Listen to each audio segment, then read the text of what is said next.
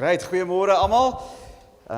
Ek weet nie mooi of ek warm of koud kry nie, so kom ons begin maar met die top aan. Later sal dit dalk afkom. Great om saam te wees, julle. Ons baie van ons ouderlingsspan was die naweek of die week in Johannesburg en ja, net ongelooflik bemoedig van wat die Here doen en ons is excited vir die toekoms. Ek hoop julle is. Great, so as jy die Bybel het, dink ek gaan ons eerste in Filippense wees, alhoewel dit 'n reeks is deur Lukas. Figure that. Sorry ouens, ek kry net gou my notes. Great, so laasweek het ons 'n reeks begin, getiteld Geestelike Gewoontes, die ritmes van Jesus se geesvervulde lewe. En ons het die hoofding wat ons probeer regmaak het laasweek, is die Superman idee. Nou, as jy nie hier was nie, laat ek verduidelik, maar baie van ons het 'n idee van Jesus so Superman. Nou, as jy die storie van Superman, ek kan seker sê Spider-Man ook, in case jy meer 'n Marvel persoon is en nie 'n DC ou is nie. Maar die idee is dat Superman was nie regtig 'n mens nie.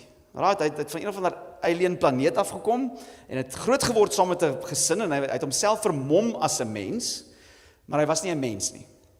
Jy weet so, ek het amper hierdie scenes dat vroeg in sy lewe het daar 'n kar omgeval en toe is hy 'n babietjie en hy tel die ding op dat iemand sal ontsnap. Jy weet so, hy was nie regtig 'n mens nie en baie van ons het daai selfde idee van Jesus. Die eerste ding wat ons oplet as ons die lewe van Jesus sou volg, in die 4 boeke wat sy lewe verduidelik in die Nuwe Testament, het jy 'n idee dat jy's gewow deur sy publieke bediening, deur die wonderwerke, deur die loop op water, deur die mense uit die dood uit opgewek, die kennis en die gesag wat hy gehad het toe hy geteach het. En ons het baie keer die idee, ja, maar hy's God. Wat waar is, maar kom ons gaan gou na die boek na Filippense toe, en ons maak dit gou weer daai punt, want dit is 'n ding wat ons gaan inmasseer, wat ons moet besef, hoe het Jesus gelewe? Was Jesus, het sy lewe gevloei uit sy godheid uit, toe hy op aarde was? Of is dit dalk iets anders? Of leer die Bybel ons iets anders? So kom ons lees gou Filippense 2. Dis nou jare na Jesus, en die kerk het aan die gang gekom, en Jesus was hier die bekende, dit was of 'n song, of 'n gedig, of net 'n skrywe, wat of bekend was, wat hulle onder die kerke versprei het, en wat mense sou gesê het, soos 'n bekende ding, en Paulus gebruik hierdie, om sy mense aan te moedig om nederig te wees. So, kom ons lees. Hy sê vir die kerk in Philippi, hy sê, have this mind among yourselves, which is yours in Christ Jesus, who though he was in the form of God, did not count equality with God a thing to be grasped, but emptied himself by taking the form of a servant, being born in the likeness of men, and being found in human form, he humbled himself by becoming obedient to the point of death, even death on a cross. Therefore God has highly exalted him and bestowed on him the name that is above every name. Dis waar ons gesing het vandag. Die Jesus bestaan nou aan die regterhand van God, heers hy hemel en aarde, maar die ding wat ons nie besef nie, hy doen dit, hy's 'n opgestaande mens. So kom ons bid, dat ons hierdie verstaan. Vader, dankie vir u woorde. Ek vra u, Vader, soos ons na dit kyk, dat u die waarheid vir ons sal wys. As ek iets sê wat nie waar is nie, Here, beskerm ons asseblief, maar dit wat waar is, mag dit kragtig werk. Amen. So een ding wat ek wil hê jy moet sien, in hierdie stuk sien jy die volle scope van Jesus se lewe. Jy sien hom voor hy mens geword het. Die teoloë noem dit his pre-existence. Nou, ek weet nie of jy al die weirdheid van daai sin verstaan dit nie. Pre-existence. He existed before he existed. Hy het bestaan as die tweede persoon in die drie-enige God, voor die fondasie van die wêreld, van nog altyd af. Een met God en God. Moet net probeer verstaan nie, dit kom na ons toe uit die Bybel uit. Maar toe word hy mens.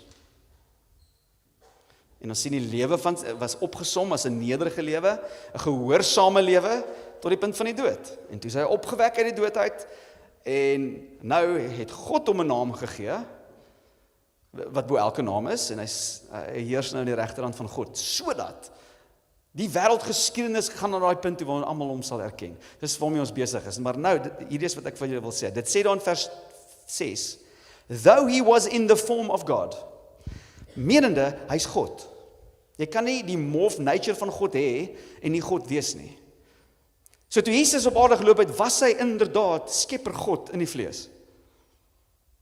Maar hier's die amazing ding, dan sê dit, did not count equality with God a thing to be grasped. So wat teoloë reken, is, sy lewe op aarde, het hy nie sy godheid tot sy voordeel gebruik nie. Menende, ek dink gou, die een opsommende eienskap van God is onafhanklik. Dink gou daaraan. Heeltemal onafhanklik. Die enigste wese in die heelal wat onafhanklik is. En nie geskep nie.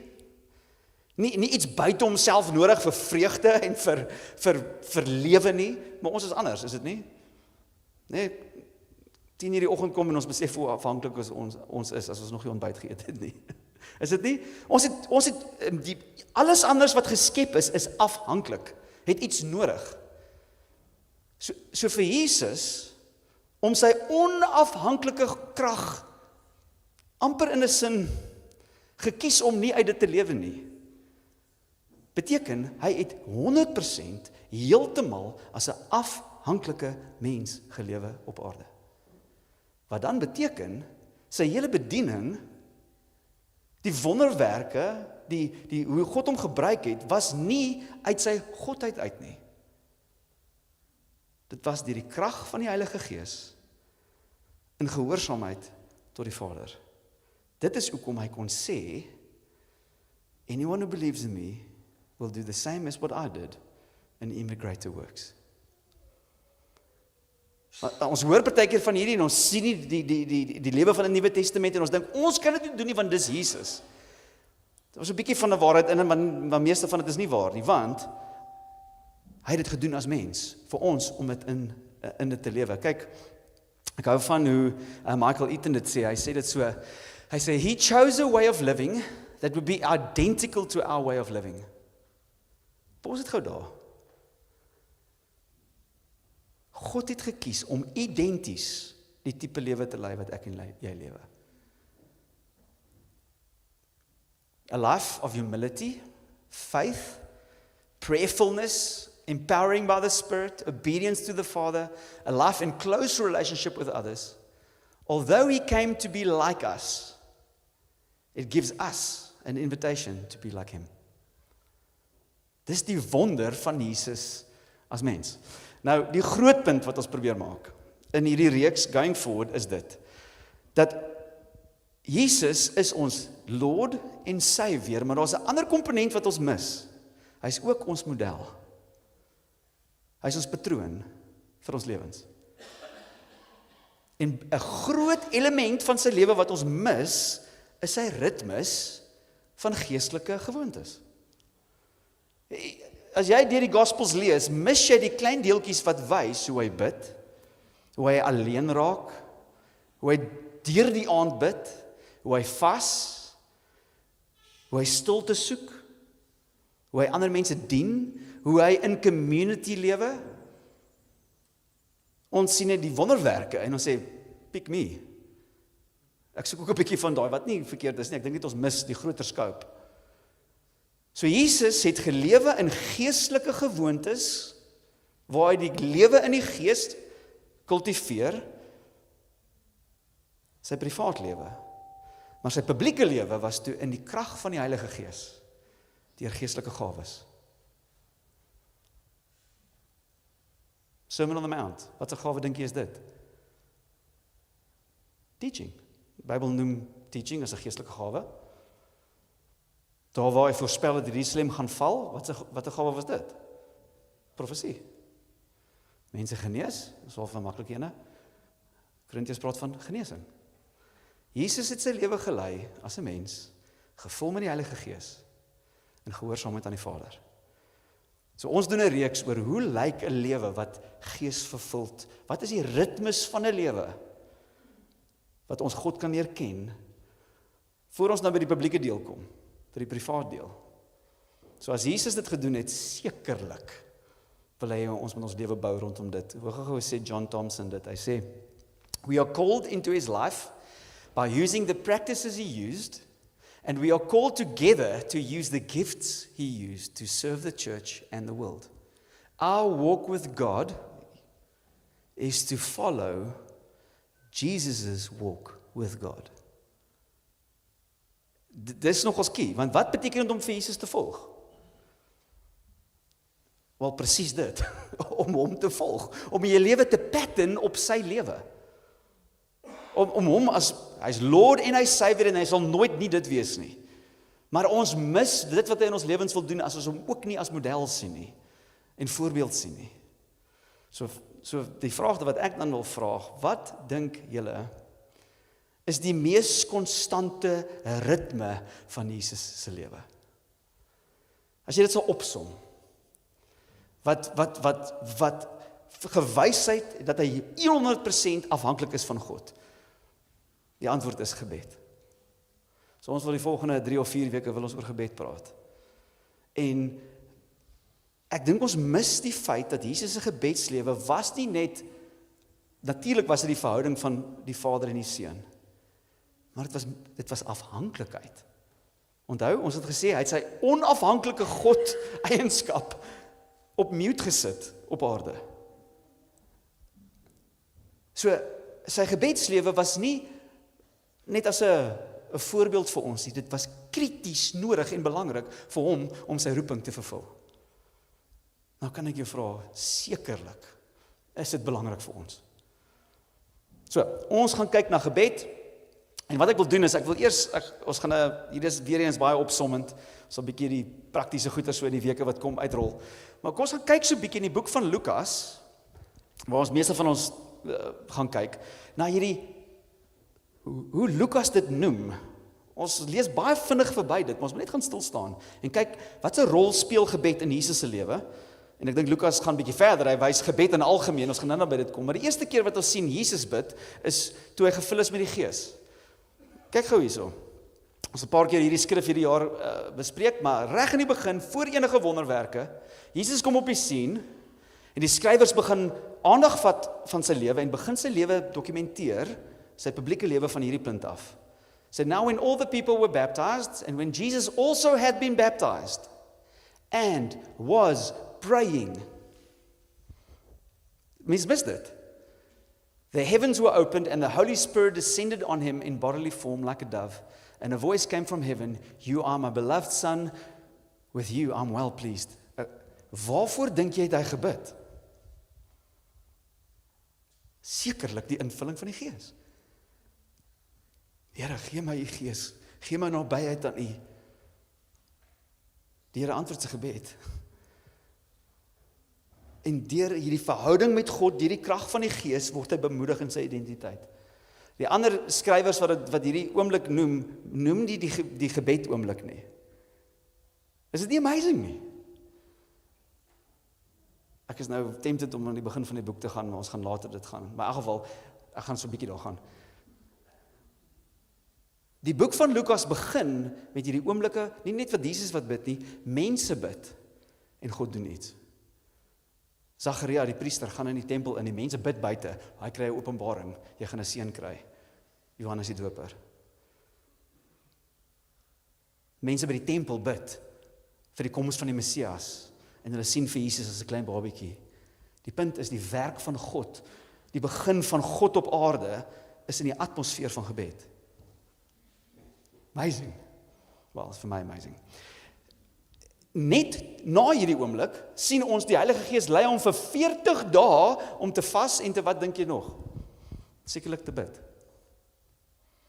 Voor enige wonderwerk was daar 'n intimiteit, 'n soeke na God vir sy doel op aarde, vir wie hy werklik is, wat hy moet doen. Amazing. Ontdek hy sy roeping. Ek dink is phenomenal. Dan sien ons bietjie later Lukas 5. Nou begin sy bediening traksie kry en dit sê in Lukas 5 sê dit, "Yet the news about him spread all the more, so that crowds of people came to hear him and to be healed of their sicknesses. But Jesus often withdrew to lonely places and prayed." Jy moet dink, hier kom die crowds, hier is ons nou, ons is in business. In plaas van om net die golf te ry, sê, "I'm out." En hy gaan soek plekke, hy gaan soek tye om alleen te wees en om te bid. Die punt is bid, maar dink gou hier aan, ons sal dit soos die weke aangaan as dit aanpak. Maar om te bid, moet jy alleen wees. Daar moet nie distractions wees nie. Daar's 'n tyd en plek. So vir mense wat saam met hom gestap het jy die ritmes in sy lewe gesien. Jy kan agterkom waartoe gaan ons, nee. Ons kyk 'n bietjie verder. Hierin het die volgende 2 het my geblaas. In these days, he went out to the mountain to pray, and all night he continued in prayer to God. Yes, ek is gelukkig as ek 23 minute doen. And when day came, he called his disciples and chose from them 12, whom he named apostles. Groot besluit in sy lewe, bid hy heel nag. Amazing. Wêreldgeskiedenis hang op hierdie oomblik. Dat hy die regte ouens gekies het. Is dit nie amazing nie? Hierheen het my ek het nog nooit hierdie gesien nie. Check gou hierso. Now it happened that as he was praying alone, the disciples were with him. Ek verstaan nie mooi daai vers nie, maar in elk geval. And he asked them, who do the crowd say that I am? And they answered, John the Baptist, but others say Elijah, and others that one of the prophets of old has risen. Then he said to them, but who do you say that I am? And Peter answered, the Christ of God. Hier's iets ongeloofliks hierso. Die bekende deel van hierdie is in Matteus opgeskryf. Hier is nou Lukas se weergawe, en weer eens Lukas maak die punt dat hierdie gebeurtenis het gevloei uit die tyd van gebed uit. En in die Matteus deel, toe Petrus antwoord, sê hy, flesh and blood did not reveal this to you. Dat hy gesê het, jy is die Christus. En wat is my punt? Openbaring kom. Waarvoor dink jy dat hy gebid? Dat mense sal sien wie hy is. Is dit nie amazing nie? Ek dink hoe ons mense wil bereik, dis 'n geestelike ding vir iemand se oë om oop te gaan en te sê, Jesus is regtig wie hy sê hy is. Dit kom deur gebed. As jy vandag gered is, jy het op 'n punt gekom waar jy iewers in jou lewe gesê het, Jesus, ek weet ek is skuldig van my sondes, maar dankie vir wat u gedoen het, ek gee my lewe vir u. Beloof ek jou, iewers het iemand vir jou gebid. Dalk nie direk nie, of iemand het gebid vir 'n hele area om gered te word. Al God se werke, openbaring van wie Jesus is gebore in gebed. Vriende en familie van jou wat nie vir Jesus ken nie, bid. Dis 'n gebed wat hy nogals lief is om te beantwoord. Bid. Op die kruis was sy eerste woorde, Father forgive them. Hoe's dit? In die mees kritiese oomblik van sy lewe, grootste toets van sy lewe, is die eerste ding wat hy doen om te bid. Vader vergewe hulle weet nie wat hulle doen nie. Sy laaste woorde is ook 'n gebed. Father, in your hands I commit my spirit. Hy's gemerk deur 'n lewe van intimiteit met die Vader, deur die Gees, maar hoe het dit gekultiveer? Gebed. He's my one-liner. Jesus didn't just fit prayer in. He built his life around it. As daar een openbaring is wat ek veg voor, en ek is op hierdie journey saam met julle, as ek na my gebedslewe kyk, en dink ek, joei, ons kan baie groei. Maar imagine ons kan daai switch maak, van, jy pas dit nie in nie. Jy bou jou lewe rondom dit. Ek bedoel, die storie van die Bybel gaan verder. Jy sien die disciples bid. Die kerk was devoted to pray. Hoekom dink jy het ons prayer meetings? Nou, alhoewel ons almal saamstem dat gebed krities is, dink ek is reg om te sê, ons sukkel om dit uit te lewe. Is dit nie? Hoekom is 'n prayer meeting die laagste attended meeting van die kerk? Ons het besluit, ons sal nie daai waarde laat gaan nie, al kom daar nie 2 mense. Want as ons 'n kerk wil wees wat vir Jesus dien, bid ons. Want wat anders doen ons? Anders speel ons speletjies. Ons wil die koninkryk van God op aarde sien. Ons wil betrokke wees met sy planne. Nou hoe op aarde dink ons kan dit doen sonder 'n gebedslewe? So hierdie reeks, die gewoontes wat hopelik gaan dit prakties raak, maar ek begin nou by die groot strokes. Man, ons moet veg vir hierdie ding. En ek sal aan die einde weer sê, maar ons glo aan 'n evangelie wat vol genade is, wat nie reëls het nie. Die Heilige Gees se hart. Die lewe van God kom nie na ons toe deur reëls nie. So ek is nie legalisties as ek sê ons moet bid nie. Net soos as ek vir jou sê, jy moet asemhaal, dan is dit maar simpel om te sê, yes, jy's legalisties, vir my sulke goeders te sê, of jy moet petrol in jou kar sit, al deesdae so,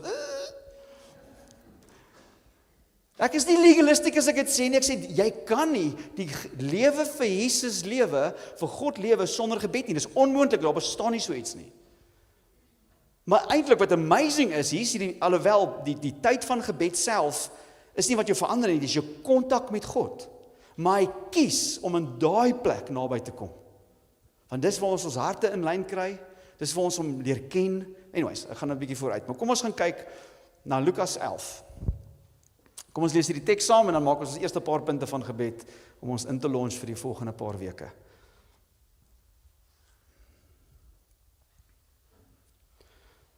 Now Jesus was praying in a certain place. And when he had finished, one of his disciples said to him, Lord, teach us to pray, as John taught his disciples. So lyk my dit was 'n ding, jy kan dit leer. En jy kan dit geleer word. So, dis goeie nuus. And he said to them, when you pray, say, Father, hallowed be your name, your kingdom come.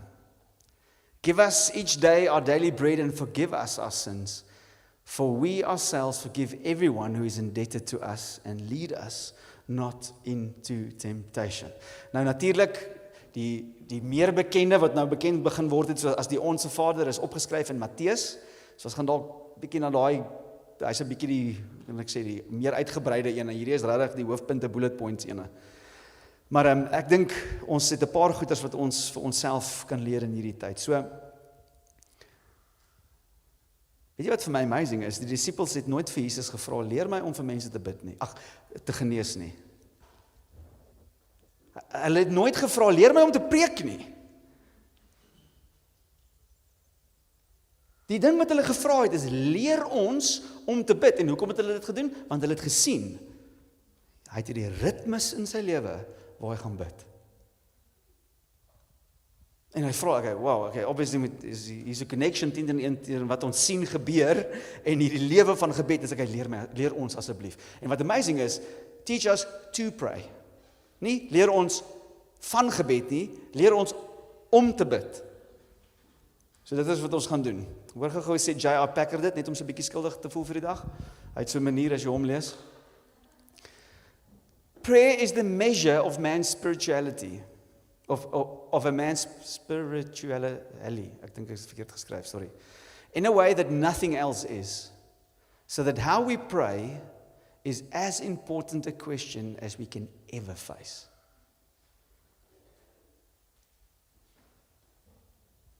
Thanks, J.I. So die eerste punt wat ek wil maak, kom ons gaan kyk na daai gebed. Dit sê, Vader. Hy sê vir hulle bid so, en die eerste woord wat hy sê is, Vader. So hier is my eerste punt van die oggend. Prayer is tapping into the very purpose of our salvation. Prayer is tapping into the very purpose of our salvation. So die vraag is, hoekom is jy gered? Hoekom het God uitgereik? Hoekom het Jesus gekom? Wat is die doel van dit alles? Dankie dat jy vra, is in my notes. Dit sê, om God te ken en vrug te dra vir hom tot sy eer. Dis hoekom hy jou gered het. Hier's 'n bekende een. I am the way, the truth and the life. Dan sê hy, no one gets to heaven. Dis 'n triek. Dit sê, no one comes to the Father except through me. So hy het nie gekom om ons hemel toe te vat nie. Hy het gekom om 'n verhouding met die Vader te herstel. Is dit nie amazing nie? Die essence van Jesus, van die hele Bybel, die doel van Jesus se koms is om mense wat 'n verhouding met God verloor het en nie het nie as gevolg van jou sonde, om in daai plek te kom, dit wat tussen julle staan, namens sonde, en God het 'n probleem met sonde, sterwe in jou plek, en God die Vader vergewe alles. Alles wat jy gedoen het, alles wat jy nou doen, alles wat jy nog sal doen. En hy hoef dit nie meer te straf op jou nie, want hy het gestraf op sy seun. So, hy is nogal serieus om jou te kry om die Vader te ken. Dis die wil van God is vir jou skepsel in Afrikaans het swaalf 'n lelike een geraak, nee. Klein skepsel, maar eintlik dis of jou geskepte wese, jy's gemaak om jou Skepper te ken. Om 'n verhouding met hom te lewe. Hoe gaan hoe bid Jesus? Dis nogals mooi om te sien hoe bid hy. Die aand voor hy in hegtenis geneem was, voor hy gekruisig was, sê hy dit. Dit was in die bokkamer met sy disippels, hulle het nagmaal gebruik of hy het al hierdie goed vir hulle begin sê en op 'n stadium bid hy en hy sê dit. And when Jesus had spoken these words, he lifted up his eyes to heaven and said, Father, the hour has come. Glorify your Son, that the Son may glorify you, since you have given him authority over all flesh, to give eternal life to all whom you have given him. He's the kicker. And this is eternal life, that they know you, the only true God, and Jesus Christ whom you sent. Is dit nie amazing nie? Eternal life begin nie die dag as jy hemel toe gaan nie. Dis so weird oorgesimpliseerde manier wat ons gewoond geraak het. Ewige lewe. En die enigste persoon wat ewige lewe het is God self. Begin die oomblik wanneer jy hom leer ken. Wanneer jy deel in sy lewe. This is eternal life. That you know him. En dit is veronderstel om hier te begin. So wanneer jy bid, tap jy in eternal life in. Dit is die doel kom jy gered is om die Vader te ken.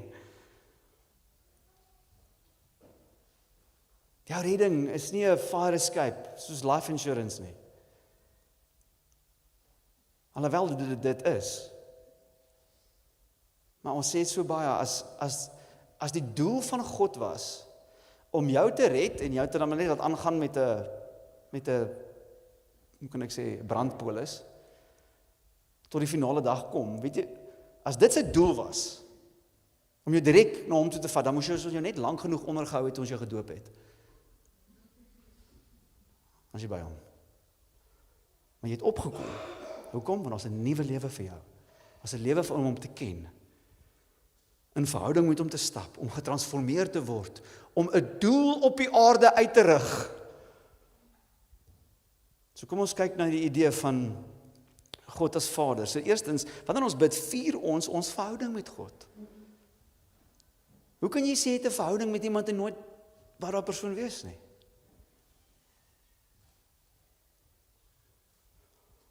Jy soek die mense uit by wie jy wil wees. Kyk, ons het baie kontakte. Ek het soos 1000 Facebook friends. Vriende, familie, mense in die gemeente, maar jy soek nie almal van hulle uit om naby 'n kontak te hê nie. Daar's intentionaliteit om die verhouding wat lewe is, die persoon wat die liefste is vir jou, wat die meeste weet van jou, of ek sal dit eintlik andersom sê, wat alles weet van jou en nog steeds lief is vir jou, wat jou klaar gejudge het in Jesus, so hy's pretty ernstig om jou te hê. Kry jy toegang in gebed, Vader. Is dit amazing nie? So wanneer ons bid, vier ons verhouding met God. Wanneer ons bid, begin ons vertroue uitdruk. Sien, hierdie verhouding wat God begin herstel het, is nie tussen twee vriende nie. Dis 'n verhouding van skepper en skepsel. Sorry, daar's daai woord weer.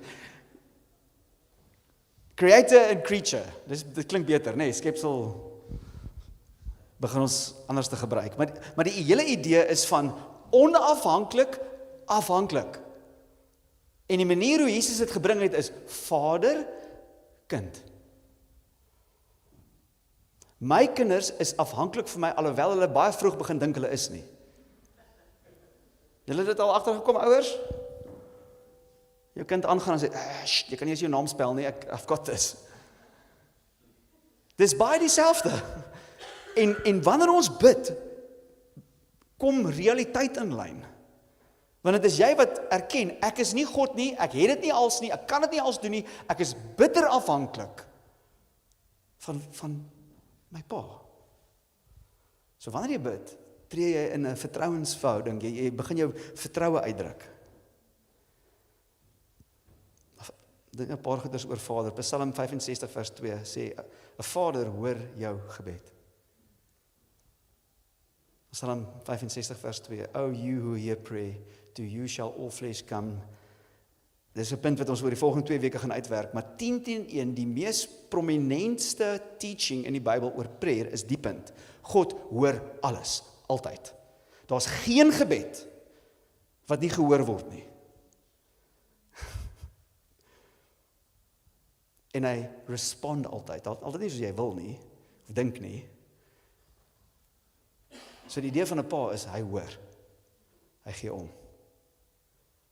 Hy weet meer as jy. Matteus, in daai selfde stuk, wanneer in Matteus, Jesus die teaching gee, sê hy in Matteus 6, do not be like them. Hy praat van ander mense wat net babbel, amper soos 'n mantra begin opsê. Hy sê, do not be like them, for your Father knows what you need before you ask him. Is dit nie amazing nie? En hy weet wat jy regtig nodig het. En weer eens, daai is baie keer misaligned van wat ons dink ons nodig het. En weer eens, as jy kinders het, dis nogals maklik om hierdie punt te kry as jy self kinders het. Hulle dink hulle het dit nodig. Daar's nie 'n manier jy dit nou nodig nie. Ek sal vir jou leer wat jy nou nodig het. Die idee van Vader is die een wat reageer en optree wanneer ons bid. Nou, daar was so 'n baie cool Duitse monk gewees, wat toe later vry geword het en die wêreld geshake het met wat die Here deur hom gedoen het, Martin Luther, so 500 jaar terug. Hy het dit gesê, prayer is not overcoming God's reluctance, but laying hold of his willingness. Wonder hoe sal ons gebed lewens lyk as ons regtig glo God is Vader. So, Vader, so dit tap in om God te ken. Maar dan gaan dit sê, Father, hallowed be your name, your kingdom come. Your kingdom come. So ons, die eerste groot punt wat ons maak is gebed, is tapping into the very purpose of your salvation, which is knowing God and bearing fruit for him. Let your kingdom come, sê hy. So hy leer ons om te bid, hy leer ons om iewers in ons gebed hierdie uitroep te hê vir God se heerskappy, sy krag om in die aarde in te breek. Nou, hier is dit nogals belangrik, want ek weet nie of jy dit weet nie, maar die hele Bybel sit wêreldgeskiedenis, vertel die storie, maar vertel die storie van God, en laat jou mooi verstaan, is dat wêreldgeskiedenis op pad is na een plek toe. En dat God op 'n missie is, van begin tot einde. Wat is die missie? Dat alles in eenheid onder die heerskappy van Jesus sal wees eendag. Want op die oomblik is dit nie. Dis sy wil. En ons weet, ons sien van waar af dit kom, ons sien hoe dit begin doen het, om 'n mense vir homself te kies, om deur hierdie mense, het hy konings opgerig, om vir ons te wys hoe lyk sy gesag as 'n voorbeeld. En toe kom Jesus, as die ware koning. En nou het hy gesê, gaan maak disippels van alle nasies. Sy koninkryk kom met te doen om die nasies te wen vir Jesus. Nou, ons moet meer Bybel lees, want weer eens, ons het geval vir hierdie trap, dat die Bybel gaan oor my, en my lewetjie hierso. My vriende, die Here gee so om vir jou lewe hierso. Maar daar's iets way groters wat hy jou wil inbring. Hy sê, word deel van Operation World saam met my onder die koning. Dis wat ek besig is om te doen. Ek kan jou aftree geldjies gee, en dan kan jy jou lewe lei en skulpe optel, en dan kan jy eendag voor God staan met jou skulpe. En sê, Jesus, kyk wat ek gedoen het. Hier is my skulpies. Sorry as jy skulpe optel, dis nie sleur op dit nie. Die punt is, jy's geroep en gemaak vir iets way groters, as om vir jouself te lewe. Die koninkryksplan om vir Jesus te volg, sê, join my, dis waarmee ek besig is.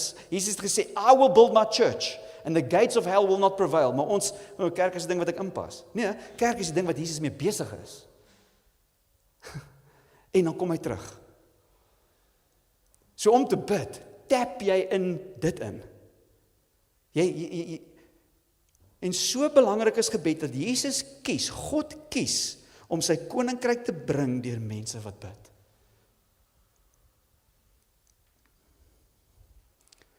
Dit is sy koninkryk om in te breek, genesings, redding, herstel van verhoudings, vryheid. Mense sal vrykom van demoniese kragte. Sien, selfs die koms van Jesus, soos ek gesê het in die begin, het gekom, en Lukas skryf dit, sodat ons kan sien, dat daar gebed is. Ek weet nie of jy daaraan gedink het nie, selfs die koms van Jesus, is in die atmosfeer van gebed. Die groot, most momentous occasion in world history, apart from the second coming, was in an atmosphere of prayer. Let your kingdom come.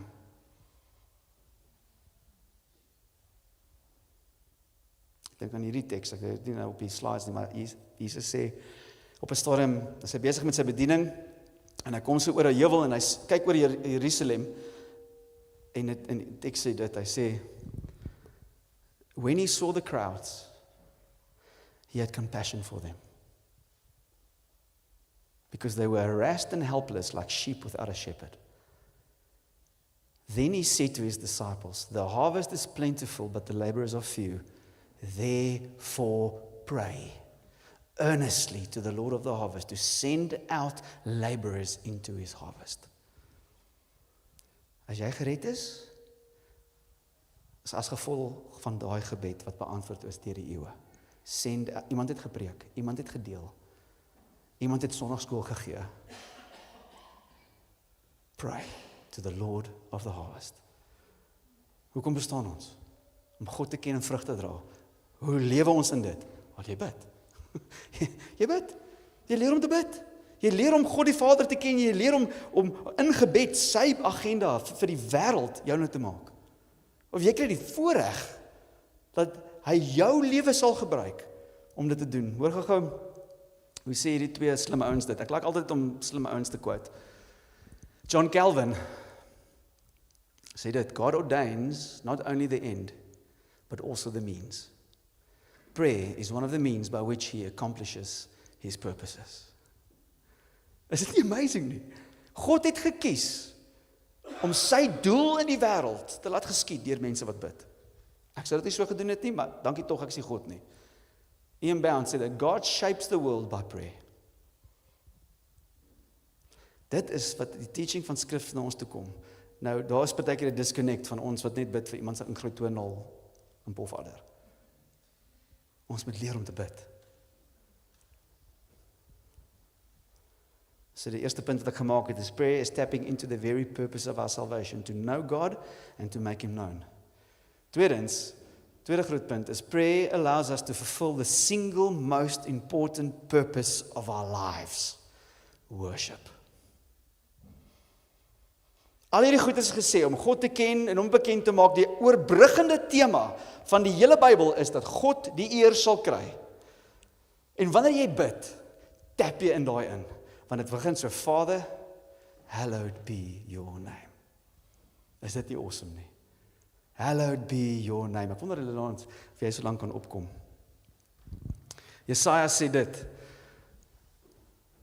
everyone who is called by my name, whom I created for my glory, whom I formed and made. Ek dink Dion sal hierdie kan antwoord. What is the chief end of man? Wat sê die Westminster? Dion, jy ken hom. to glorify God and enjoy Him forever.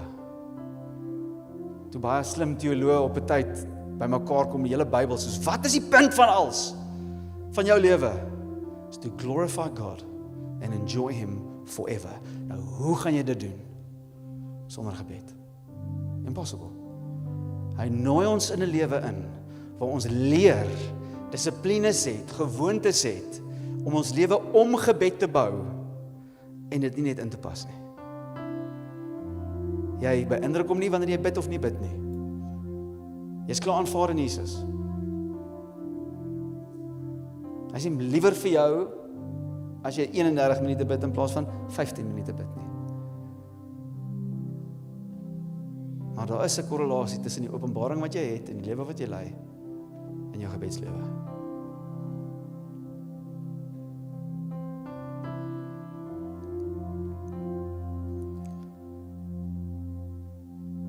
Kan ons staan asseblief?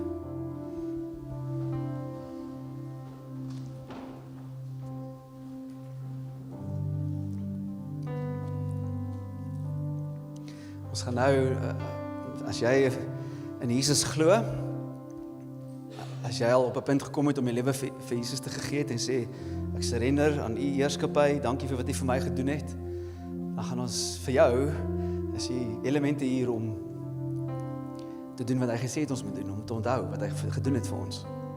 Maar dalk is daar mense hier vanoggend wat dit nog nie gedoen het nie, wat nog nie op 'n punt gekom het en gesê het, ek surrender my lewe aan Jesus nie. En jy kan dit vanoggend doen. Jy is hier vir 'n doel. Jy is hier om in jou lewenspurpose in te kom, is hom te ken en hom bekend te maak.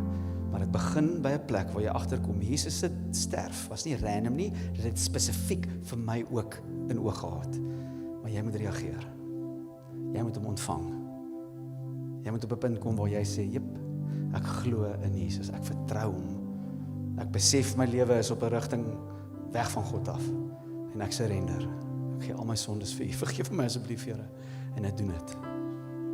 Ek kan ek vra dat ons oor toemaak, ek wil 'n geleentheid gee as jy graag wil reageer. Jy doen dit, jy word nie gered deur jou hand op te steek nie, maar hierdie gee vir jou 'n geleentheid om die geloof wat in jou hart is uit te druk, sodat jy kan terugkyk op 'n oomblik en sê, ek het my lewe vir Jesus gegee. So as jy vanoggend jou lewe vir Jesus wil gee, is dit 'n gebed in jou hart. Amazing, het begin met 'n gebed. Waar jy uitroep na die Here, toe sê, Here, red my. Ek wil U sin wees. Nie almal is God se kinders nie, net die in Jesus is God se kinders. Maar jy kan vandag 'n kind word. Dis soos ons hoor toe, as jy graag wil reageer, wil jy nie net vinnig jou hand vir my opsit nie, ek wil graag saam met jou bid. As jy graag vanoggend wil reageer, ek wil Jesus ontvang vir die eerste keer vanoggend. Enigiemand? Dankie, Here. Ek kan net in jou hart bid. Jesus, dankie dat U gekom het vir my sondes gesterf het. Vergewe my, ek wil U sin wees. A prayerless life does not glorify God. En die Here nooi ons uit in 'n lewe waar ons lewe sin maak. So ek gaan vir ons 'n gebed bid, dan kan julle kom goed vir nagmaal kry. Jy kan dit op jou eie tyd, daar waar jy sit in jou stoel of staan, net gebruik. Ek sal ook op 'n stadium ons publiek lei, maar as jy in die tyd net graag saam met iemand wil bid, kan jy net hier voor bly staan. Soos die mense opkom, kan jy net vashak. Ek sal jou raak sien, ons sal mense om jou kry. Hier's leiers hier voor wat saam met jou wil bid. Maar ek gaan vir ons bid en dan kom julle gerus vorentoe. En as jy graag wil hê iemand moet saam met jou bid, bly gerus hier voor staan. So Vader, dankie vir wat U doen in ons lewens. Dat U ons uitnooi om ons hele lewe te heroriënteer rondom 'n verhouding met U. En dit sal reflekteer in gebed. Leer ons om te bid, Vader. Vra ons nou as 'n gemeente. Leer ons om te bid. Soos U disippels U gevra het, vra ons dit vanoggend van U. Dankie vir wat U vir ons gedoen het. Ons herdenk dit en in daai verhouding wil ons stap in gebed. In die naam van Jesus. Amen. Vriende, julle kan gerus kom, kry gerus vir julle van die Here se ete elemente en as jy gebed wil hê, bly net hier voor staan asseblief.